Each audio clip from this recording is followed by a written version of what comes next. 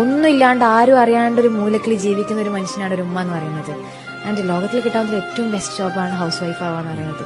പക്ഷെ ആ house wife അല്ലെങ്കിൽ വീട്ടമ്മ എന്ന് പറയുന്നത് മക്കളും ഹസ്ബൻഡും റിയലൈസ് ചെയ്യണില്ല.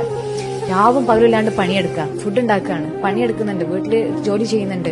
ഉമ്മ എന്നുണ്ടാക്കിയ ഫുഡ് എന്ത് ടേസ്റ്റ് ഉണ്ട് എന്ന് പറഞ്ഞാൽ ആ ഉമ്മാന്റെ മുഖത്തുണ്ടാകുന്ന ഒരു പുഞ്ചിരിയുണ്ട്. അത് നമുക്ക് പറയാൻ സമയമുണ്ട്. എപ്പം ആ മരണപ്പെട്ടതിന് മുന്നിൽ നിൽക്കുന്ന സമയത്ത് ആ തണുത്ത ഹൃദയത്തോട് അല്ലെങ്കിൽ തണുത്ത ബോഡിയോട് വിളിച്ച് പറയാൻ നമുക്ക് സമയം ഉണ്ടാകും. എന്തുകൊണ്ട് ജീവിക്കുന്ന കാലഘട്ടത്തിൽ പ്രസന്റ് നമുക്ക് പറയാൻ പറ്റണില്ല. Ego will definitely play there.